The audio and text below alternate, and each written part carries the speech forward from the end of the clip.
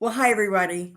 I am Congresswoman Bonnie Watts in Coleman. I represent the 12th Congressional District in this great state of New Jersey. This past Saturday night, despite the efforts of many of my colleagues in Congress and in the face of interference by the GOP House members, the federal moratorium on eviction had expired. However, I'm happy to say that since that time, I've been working with my colleagues on legislation to extend the moratorium, including on calling House leadership to reconvene in order to pass the extension. At the same time, we've repeatedly called upon the CDC to extend the moratorium despite their belief that it was out of their authority. And just yesterday afternoon, the CDC announced a new moratorium extension for 60 days lasting through October the 3rd. This federal moratorium covers all four counties in the 12th congressional district, and it covers approximately 80% of counties across the country, and it accounts for 90% of the United States population that is eligible and in need. With the Delta variant spreading and hospitalizations increasing across the country, an increase in the unhoused population will poses a very serious public health threat risk. And it was therefore under the charge of the CDC to prevent it. And I will continue working with our congressional leadership and the administration to ensure that the moratorium extension continues in the face of expected legal challenges. While I am working on the federal level to pass rental and mortgage assistance, Governor Murphy and Lieutenant Governor Sheila Oliver and the amazing state legislature here in New Jersey this morning passed legislation and the governor signed it, offering protection and relief to tenants and landlords here in New Jersey. New Jersey has some of the best protections in the country, and I've got two people with me today to discuss what's being done and how you can all access this relief across the state. Staci Berger, a longtime friend and colleague, is the president and CEO of the Housing and Community Profit Housing Network of New Jersey, which is a statewide association of more than 250 nonprofit housing and community development corporations, individuals, and professional organizations, and prominent New Jersey corporations that support the creation of affordable housing for those at low and moderate incomes. We also have with us Director Janel Winter, who is the director of the Division of Housing and Community Resources within the Department of Community Affairs. She has extensive experience in government. She has extensive experience in housing issues, and she definitely seems to be the right person to get this up and running. So I want to thank both of you for being here. We've gotten a lot of questions, as you would expect, in our office. People are afraid, particularly minority women of color who've already experienced food insecurity, housing insecurity, job insecurity, loss of wages, etc. And we knew that this moratorium was protecting them. And then on top of that, with the COVID and with the spread of the virus, we knew that any exacerbation of help or the problem here would just create even a greater unhealthy condition in the state of New Jersey. So I really want to talk to both of you from your various perspectives as what's happening in New Jersey, what's good for the people, how we access the funds, et cetera, and what they need to know about their protection. So I want to start with you, Staci, because you were there today when the governor signed that bill. So I would very much like for you to share with us exactly what that bill or those bills represented. Was it one or two? There were two bills today, Congresswoman. Yeah. So I can. Would you? I'm happy to talk about them. I'm so excited. And Janel was there as well, and rightly so, because she's responsible for making the things that got signed into legislation happen. We kind of, a number of organizations, many of them part of the Compassionate New Jersey Coalition, and many network members participated in getting this bill and the credit protection bill over the line. championing the whole time was Assemblywoman Timberlake from Legislative District 34, as well as Senator Brian Stack, who's also the mayor of Union City. So we were all hundreds of people today in Union City, all masked and all safe, making sure to take precautions, but watching the governor talk about keeping New Jersey as one of the best places to be a renter. We have some of the strongest rental protections in the nation before the pandemic. But as you noted, Congresswoman, both the COVID crisis itself and the housing crisis have disproportionately impacted Black and brown families. Matt Desmond at the Princeton Eviction Lab has noted and done tremendous research that shows that Black women with children are 5 times more likely to face eviction than white male heads of households. And so folks were already suffering. We know in New Jersey, only about 1 in 4 families who qualify for rental assistance is actually able to get that rental assistance. And of 100 families who are extremely low income and need a place to rent their home, only about 37 or 38 are actually able to find a rental that they can afford. So we have a very tight housing market, and we know that people are struggling. And that's why it's been such an important piece of legislation to get signed today, to make sure that no one can be evicted for failure to pay rent during the pandemic itself. People were asked to stay home and to stay safe, and they did that. But people at lower incomes simply didn't have the savings. Most folks at or below 80% of the area median income do not have a significant amount of savings, and we can talk about why if you want. I know you know, but we know that folks just didn't have it. And so if they were not going to work because it was safer to stay home, or they had to take care of their kids because their kids were learning from home, or they had to take care of a family member who was impacted by COVID, folks should not be put on the street because they couldn't pay their rent at a time that everybody was asked to stay home. People did what they were asked to do. And we are thrilled that the federal government and the state government have the resources to help keep people safely and stably housed by preventing folks at or below 120% of area median income in their county from being evicted for failing to pay rent.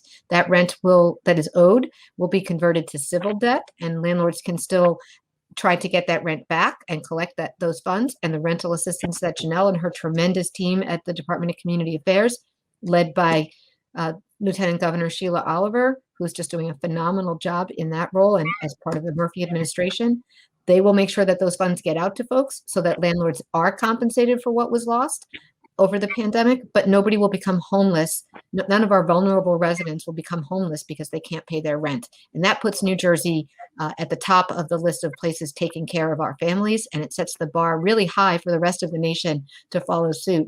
It was tremendous to see what you and your colleagues were able to do over the weekend, Congresswoman, to essentially pressure the CDC and into doing the right thing and protecting everyone around the country. We hope that everyone everywhere has the same kind of protections that Governor Murphy signed this morning. Well, we're really excited what New Jersey is doing, and just very confident that Governor Murphy and Lieutenant Governor Sheila Oliver, and indeed the legislature, care about people. Absolutely. You know, you said something that kind of struck me. You said 1 in 4 who are eligible are able to access the rental assistance. Why were the others not? So that's a national statistic. New Jersey does a great job getting rental assistance to everybody it can, but there isn't enough rental assistance. And we are hopeful that when the infrastructure proposal comes through, that it will include universal rental assistance so that everyone who is eligible gets those resources. Janel probably needs more resources to implement that. But we have a situation where people qualify for rental assistance, but they don't actually get it. And you know, I know so many families who call and say, I'm on the waiting list for rental assistance, but the waiting list is closed, or I've been on the waiting list for so long. Housing is a human right, and we saw in the pandemic that housing is healthcare. It absolutely keeps people safe. Evictions cause trauma. They are violent policy solutions when we can do something to keep people safely and stably housed, and we choose not to spend those resources. So I was fortunate to testify before Congressman Pascrell's subcommittee just a few weeks ago at the same time that billionaires were going to space. And it really seemed to strike me that if we can afford to have billionaires check out outer space, we can probably make sure that everybody in the United States has a safe, affordable place to call home in a community of their choice. I think where we found ourselves really nervous and upset and concerned and almost depressed about what was happening at the moratorium closing out. It's amazing the power of the voice. Because Absolutely. people all over the country, organizations all over the country, members in Congress, everybody was in one voice. We must protect this. We must extend this moratorium. We must do it any way we can. To the Biden administration, please do this immediately, even if it gets challenged. And we know that we have a job to do in Congress. And I'm so proud of a few of my colleagues in Congress, like Cori Bush and Alexandria Ocasio-Cortez and Ayanna Presley and some other folks, and even the head of our Rules Committee. I saw. We're out there, sitting out there, laying out there, staying out there, sleeping outside, just to let us put a face to this problem. Janel, you got an incredible job, but from everything I hear, this job is in really good hands when it is in your hands and in your authority. In your role, what do renters and landlords need to know as they try to apply for this needed assistance? What are the things they must have and present? So I think there's a couple of things that are really important for tenants and landlords to know. The first is we are so happy that the governor signed the bill today that the legislators prepared for us and that all the advocates worked on that provide protections from eviction for tenants as well as recourse for landlords. And we're also so thankful for your work at the federal level in extending the CDC moratorium. But what's really important about those protections is that tenants need to file for them. They don't automatically kick in. So as tenants, we really want to encourage you to go ahead and make the filing you need to make for this. And the good news is it's easy to do. At the state level, what these protections are is if you make, it uses a term of middle income, which means at a level in Mercer County, that's if you're a family of three makes a little bit over $92,000 a year, they're covered by the state protections. And what that means is that if you file a self-certification saying that you're at that income level and you have any rent that you couldn't pay from way back in March 2020, when all this started, through to the end of this month, you can't be evicted for that. You do still have to pay it back to your landlord, and I'm going to talk in a minute about resources to help you do that. But if you file that with your landlord, and if the time comes with the court, you can't be evicted for that. It becomes a civil debt. You do have to pay it back, but you can't be made to leave your home. But this only works if you file for it. And so if you go to DCA's website, to nj.gov/DCA, you'll see a link that says, renters, do you need eviction prevention? And that'll take you right to an online tool that's going to ask you a couple of questions. And you don't need to upload any documents, anything like that. It is going to ask you where you live. It's going to ask you how much all the adults in your family made in the last year or in the last 3 months. It's going to ask you if you were economically impacted by the pandemic in any way. And unfortunately, I think we know that so many people were. And it's going to ask you if you've owed rent during that period. And then what it'll do is it will automatically calculate those numbers and let you know if it looks like you're eligible for these protections. And if it does, it'll generate right there for you your self-certification, and you can save that. The tool will email it to you, so you have it in your email. You can print it out and you can give it to your landlord as soon as you can. Also, if you already have an eviction case that's pending in the courts and you know your docket number, you put it right in this tool and it'll send the form right over to the courts and file it for you. So we're trying to make it as easy as possible for people to claim these protections. I'm sorry, go ahead. Oh no, and I was going to say the other thing is the CDC protection, which goes up to for even more renters through October 3rd. you have to file a form with your landlord for that too. And we have a link on our website at DCA for you to go and do that. So what you can do is after you fill out the state's form, you can go to the CDC site and print out their form, and you can give them both to your landlord at the same time. And then you have all the protections that are available to you right now. What happens if a tenant doesn't apply? Can the landlord apply if he or she can demonstrate being owed the money? And what would the obligation be in terms of establishing that?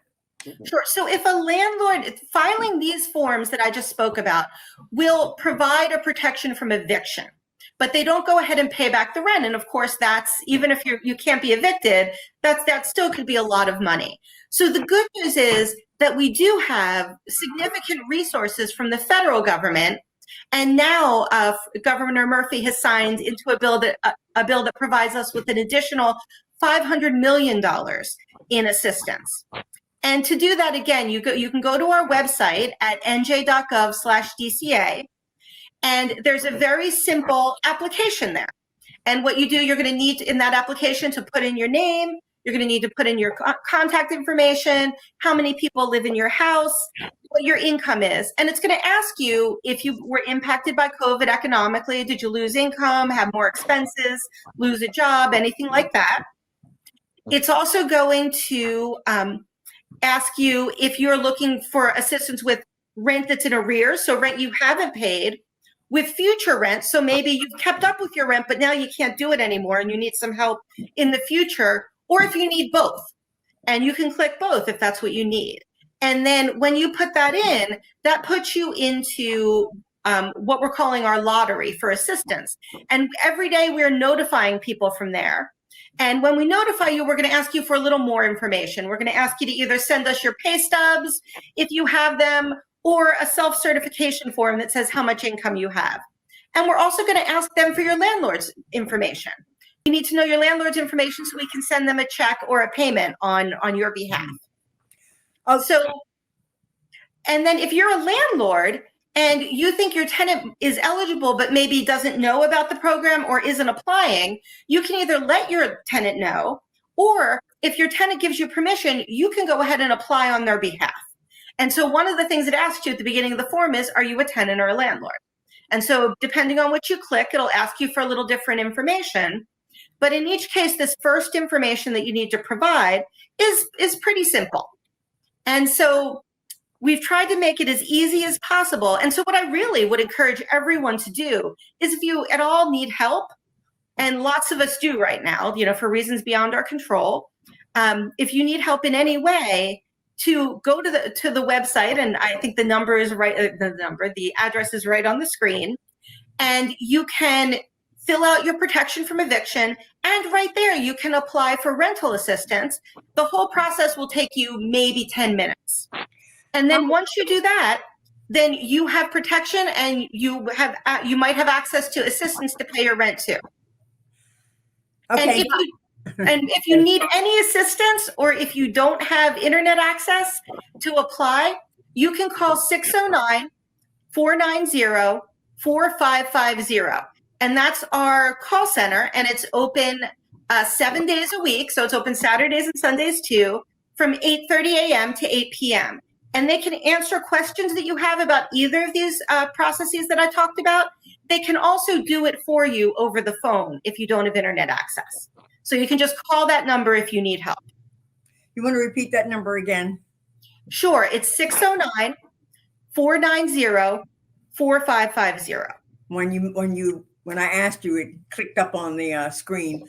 What is the time frame? Do you have any idea the capacity you have once the applications and the application for protection and the application for rental assistance is received by you? How soon will a check be processed and sent out to the landlord? Do you have the capacity to do that in a timely way? And if so, what would be the time frame? So I'm really happy to say that with the help of our Commissioner, Lieutenant Governor Oliver, we've really been able to add a lot of capacity to do this. And in fact, New Jersey is one of the top states in terms of getting assistance out. Just out of this federal money so far, since April, we've gotten out more than $130 million for more than 15,000 households and more to come. So once you apply, once we notify you and ask you for additional information, if you get your full application to us at that point, we review it in about 72 hours. And at this point, we are making payments. We're running what we call our check run when we process everything at least once a week. So a week doesn't go by that we're not sending out checks and making electronic payments to landlords. So the quicker people get back to us when we ask them for additional information, the quicker we're able to do that. But if it does take you a little time, or if you need assistance, remember, you can always call us and we will help you. And we really do our best to make sure that we're just reaching out to people. So if you get discouraged or aren't quite sure how to do it, we're reaching out to you to say, hey, how can we get you through this process and get you to the finish? And you can call us and we'll help you too. We really want to help as many people as we can. And certainly if you start the process with us, we want to make sure that you finish it so we can get your landlord those funds and you won't have to worry anymore. So we ask that you just contact us, put your application in, and let us know if you have questions or concerns so we can help you. This sounds like we're really moving in the right direction here and moving expeditiously. Staci, I wanted to just ask you, what other protections or resources are available that renters or landlords should know about?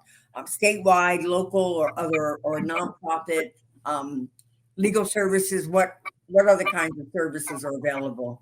Sure. So that's a great question. We are very fortunate to be partnering with the Volunteer Lawyers for Justice with support from the Affordable Housing Trust Fund that is run by the Department of Community Affairs and the New Jersey Pandemic Relief Fund, which is chaired by First Lady Tammy Murphy, to have resources to help provide folks who are facing emergency, potentially illegal evictions. We also have an entire library of resources for homeowners, landlords, and tenants.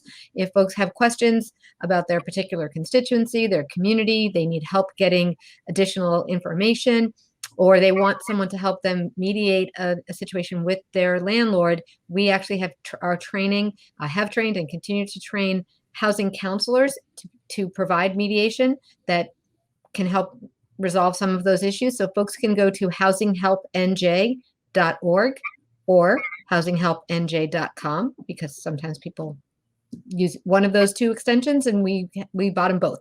So we have just a bevy of information that people can access on their own. There's also a form if people want one of our staff to call back and get more information or point them in the right direction or provide additional resources, or they need to be connected to a pro bono attorney to help address immediate eviction issues. So for example, we had somebody we heard about who came home one day, and even though he was current on his rent, the landlord had decided that they wanted to rent their apartment to somebody else, and they just put their stuff on the street and changed the lock.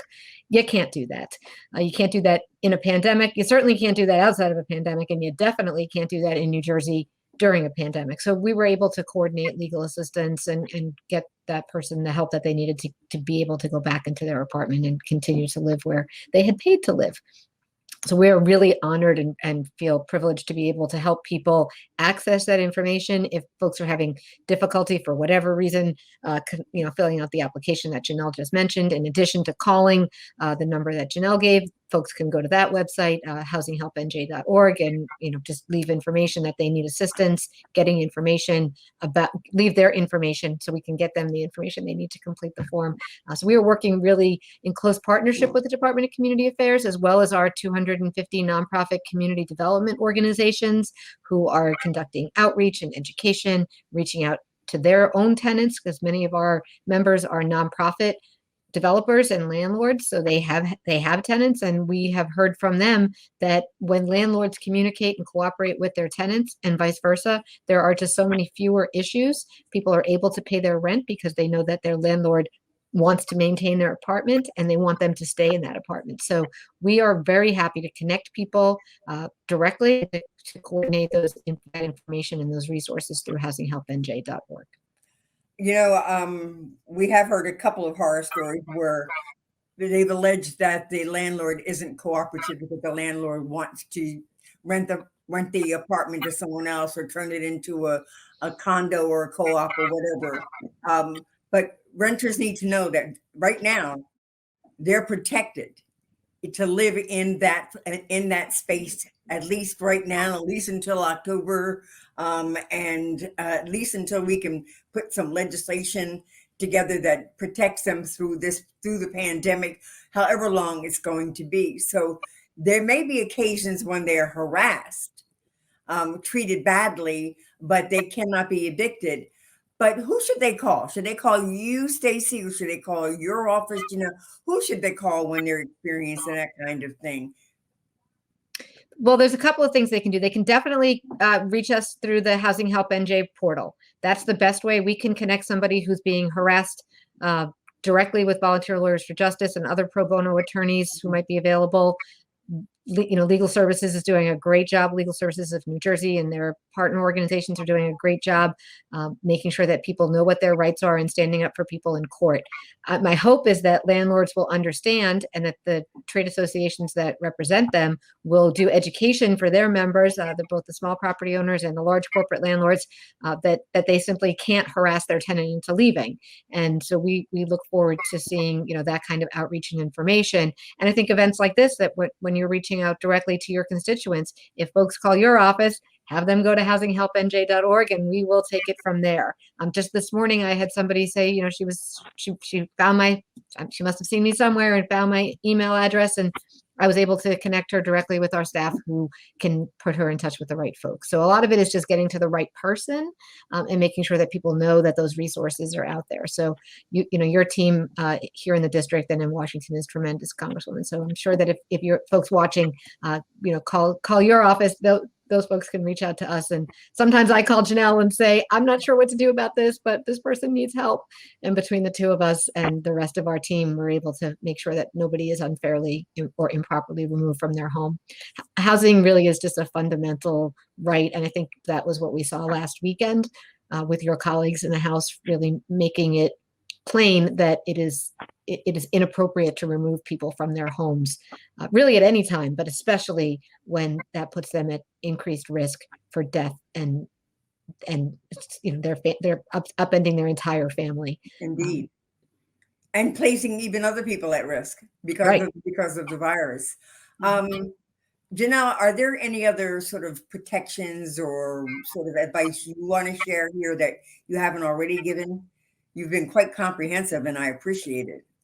So one thing I do want to add is that in addition to the rental assistance that we do have other assistance as well, including assistance in paying utility bills, both arrears or future utility bills. We have assistance for people who are homeless or who are afraid they might become homeless. We have a number of programs where we can assist people in addition to what we've just been talking about today. And if people are interested in those programs, again, if you go to our website, there's a tool there called DC Aid, DCAID. And what it does is, again, it asks you a few questions, and then it will link you to the programs that you might be eligible for so you can apply to them. Because every little bit helps right now. And, help with your rent, help with utilities, all these things help people get through this crisis and until we come out the other side.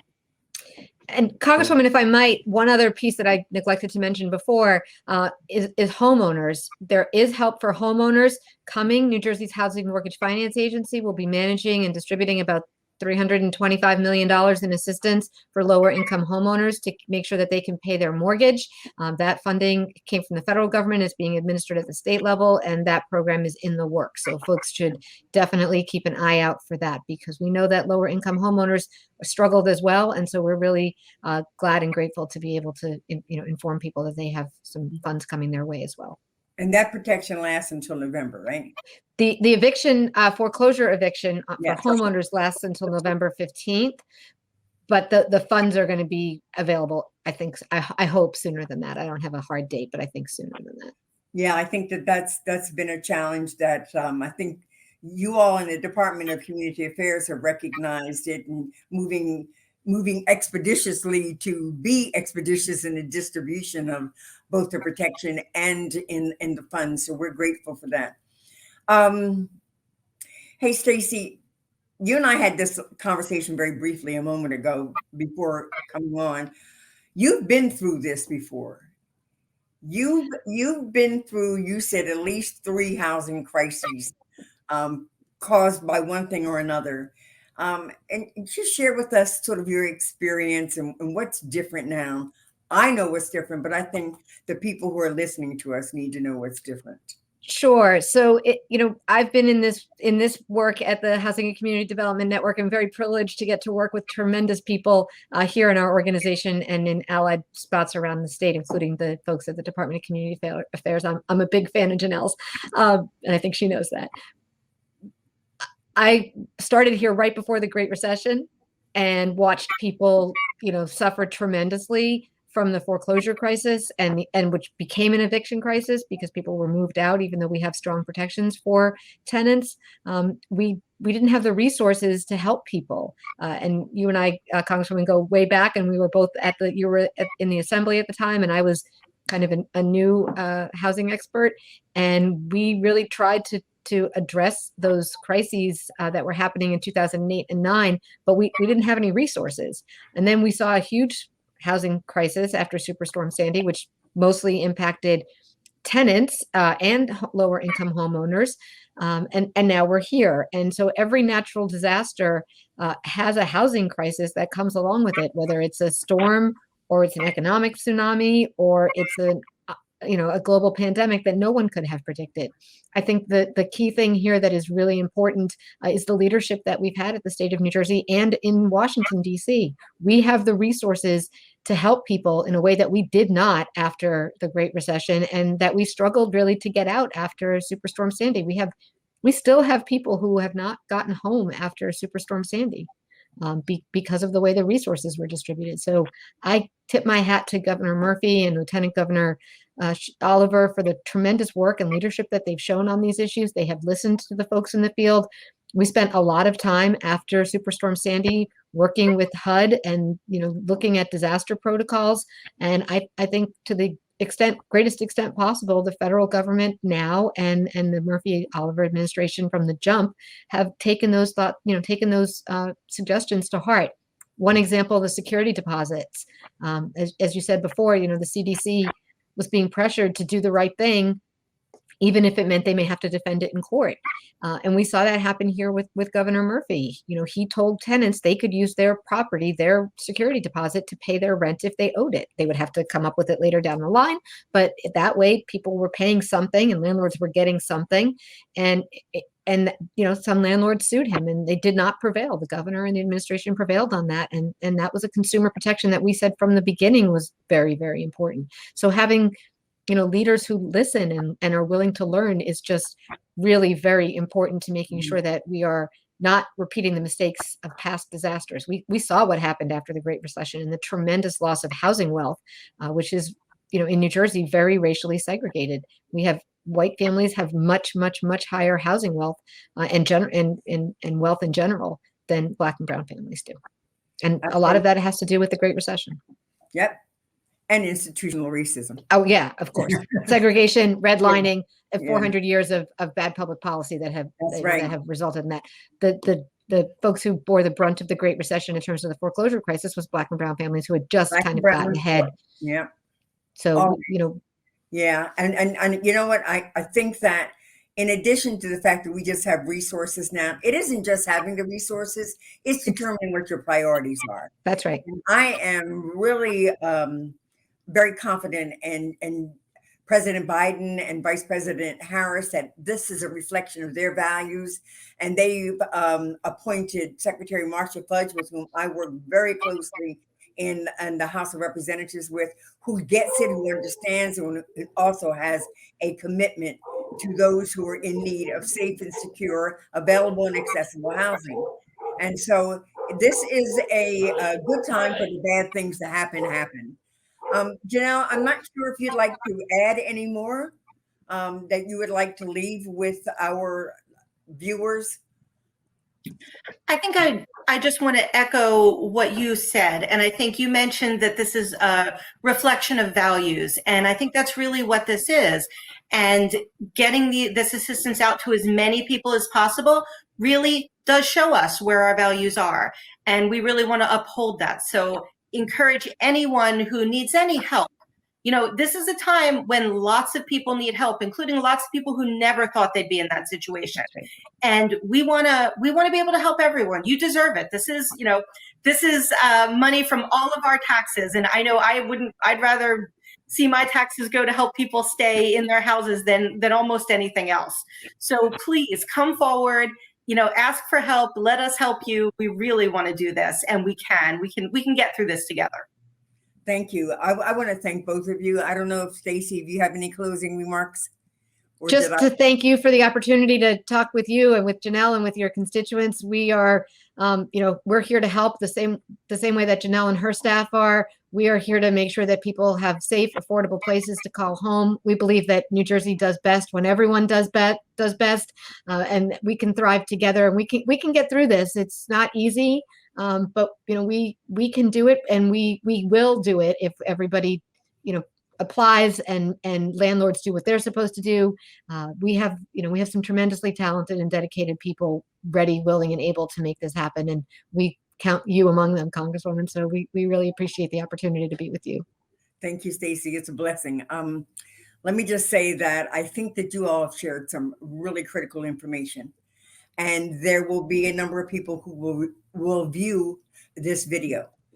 I want to ask every one of them, if you don't need help, of somebody who does, or of a church who's struggling to be helpful, or of an organization that's struggling to be helpful, or you just know someone in the community. We need you to share the information, because the two of you, Staci and Janel, you have shared invaluable information and invaluable contact. I just want to make sure that everybody recognizes that we're all in this together. And if, we're blessed to not need the resources ourselves, we know everybody's been touched by this pandemic and this crisis in so many ways. We know somebody that could use the help. And I want us to make sure that we amplify what we've talked about today and make sure that everyone knows that there is help. There's real help in New Jersey and out of Washington, D.C. So thank you both for the amazing work that you do. God bless you, and continue to do this good work. I will come back to you again, I know. You know where to find me anytime. Yes, thank you. Thank you.